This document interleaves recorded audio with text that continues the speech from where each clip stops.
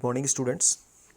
Students, today I am here to discuss the last two classes of vertebrata, class Aves and class Mammalia. So, without wasting time, I am going to start the very first one class of vertebrata, which we have to discuss today, is class Aves. So, student, I want to tell you that class Aves includes all the birds. यानी कि इस class के अंदर सारी की सारी birds को रखा गया है, ठीक है. And the characteristic feature of aves or birds are the presence of feathers and most of them can fly except flightless bird like ostrich. तो इस क्लास का जो सबसे इम्पॉर्टेंट फीचर है वो फीचर ये है कि अगर आप इस क्लास के जितने भी एनिमल्स यानी बर्ड्स को देखेंगे तो आपको उनकी स्किन पे आपको फेदर्स नज़र आएंगे, ठीक है. And they are well adapted to fly, और ये उड़ने के लिए काफ़ी अच्छे अडेप्टेड होते हैं. There are some exceptions like flightless birds जो कि उड़ नहीं पाती हैं, लाइक ऑस्ट्रिच आपने देखा होगा जो उड़ नहीं पाता है, ठीक है. इसके अलावा the other feature of the class is that they possess beak. तो इनके जो जॉज हैं, jaws are modified into beak, ठीक है. And fore limbs are modified into wings. देखिए हाइंड लिम तो है और जो फोर लिम है, फोर लिम जो है उनमें मॉडिफिकेशन हो गया and they are modified in wings, ठीक है.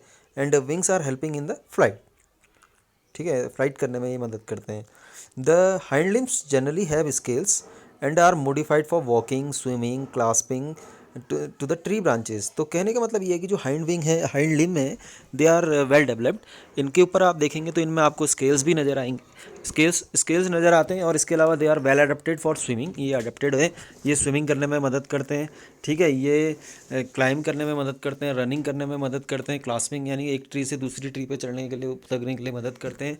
As well as they also help in the perching mechanism. Perching mechanism का मतलब होता है ट्रीज़ की ब्रांच से लिफ्ट करना और दोबारा बैठना, उसको पर्चिंग मैकेनिज्म बोला जाता है, ठीक है. Skin is dry. अगर इनके स्किन की बात करें तो इनकी स्किन जो होती है वो बहुत ही ड्राई होती है. And it lacks glands. इसमें कोई ग्लैंड नहीं होती except oil gland at the base of the tell.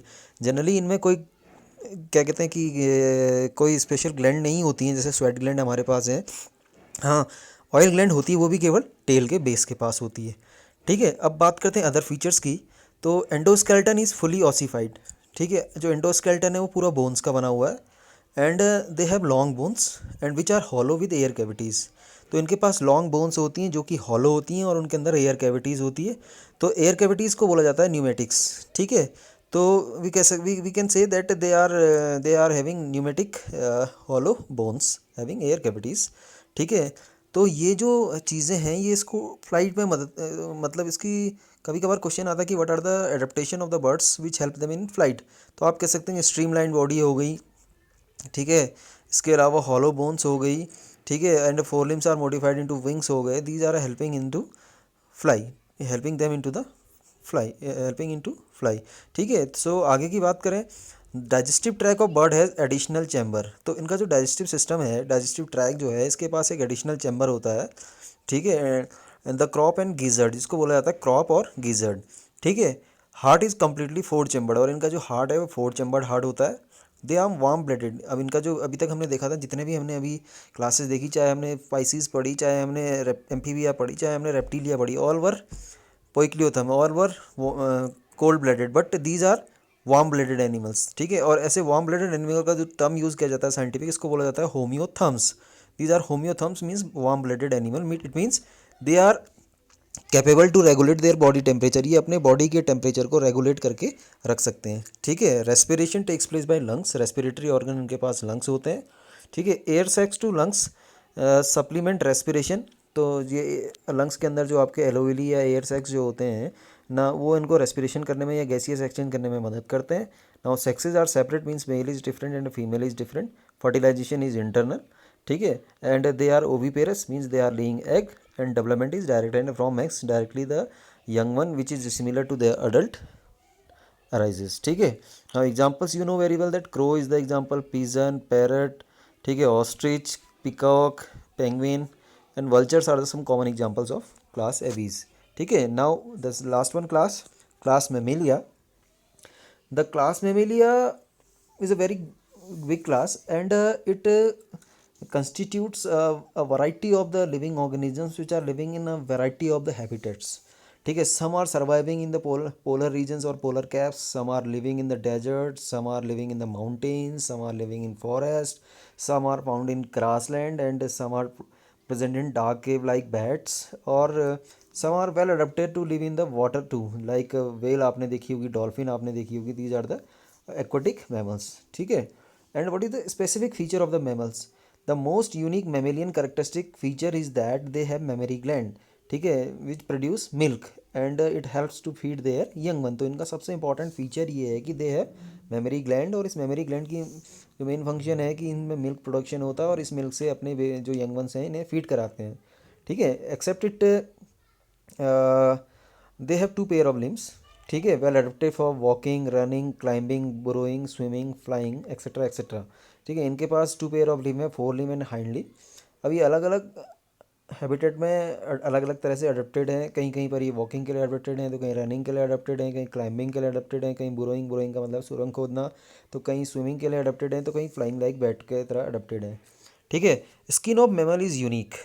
ठीक है. And it possess hairs. तो इनकी स्किन भी बड़ी यूनिक है, इसमें हेयर प्रेजेंट होते हैं. And they also have external ear. External ear जैसे हमें पिन्ना बोलते हैं जिसको हम.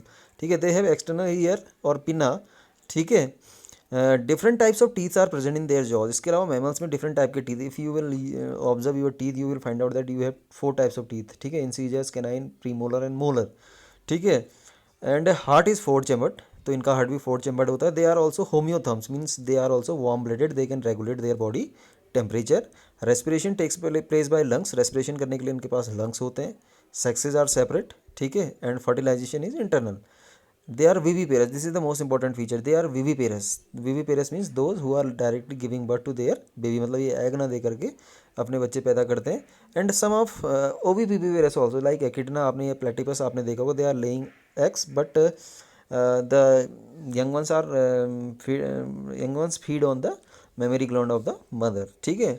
And direct is development is direct. ठीक है.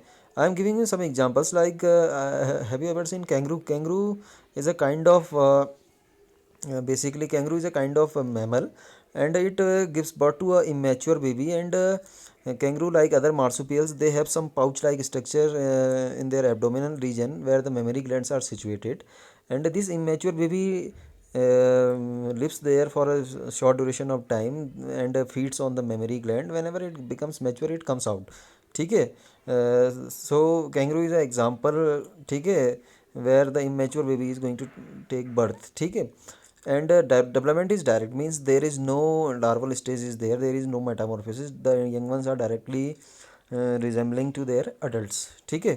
Now examples I am telling you. Oviparous का एग्जाम्पल दे रहा हूँ, like platypus, because they are laying egg, but after laying egg the young ones are feeding on the mammary gland. And viviparous are many. ठीक है. Viviparous are kangaroo, flying fox, camel. ठीक है. Monkey, rat, dog, cat, elephant, horse, common dolphin, blue whale, tiger, lion. There is a great variety of the mammals. ठीक है. Now finally at the last I want to show you one chart. Here in this chart you can with the help of this chart you can easily explain the features of each phyla. ठीक है. You have to remember some points like level of organization, body symmetry, body coelom, segmentation, digestive system is complete or incomplete, circulatory system is it present or absent, if present is it open type or is it closed type, and the respiratory system. ठीक है. if respiratory system is present, so what are the chief respiratory organs, or finally you can explain one distinctive feature, special feature which they have present. ठीक है. तो if you will observe, I am giving you one example like porifera. Body level of organization is cellular. Symmetry, some are asymmetrical and some are radially symmetrical, some are bilaterally symmetrical. Segmentation is absent. Digestive system is absent. Circulatory system is absent, and respiratory system is also absent because cellular level of organization is there. And distinct feature, they have pores on their body or water canal system in their body. Similarly, I am taking out one more example like orthopoda. I am explaining level of body organization, organ system level of organization. Symmetry, bilateral. Coelomate, yes, they are coelomate animals. ठीक है. Digestive system is complete, means they have two opening, one is mouth, one is anus. Circulatory system present, closed type. ठीक है. Respiratory system is present, takes place either with the help of the book lungs or trachea. ठीक है. Distinctive feature, jointed pair of legs, antenna is present. ठीक है. समझ में आ गया. Edge and exoskeleton is made up of chitin. ठीक. Is it clear? So with the help of this chart we can explain each and every phyla. So I think this is enough for today. ठीक है. And today I am concluding the chapter. ठीक है. If you are feeling any difficulty in this chapter, you can directly contact me and ask your queries. Thank you. Bye bye.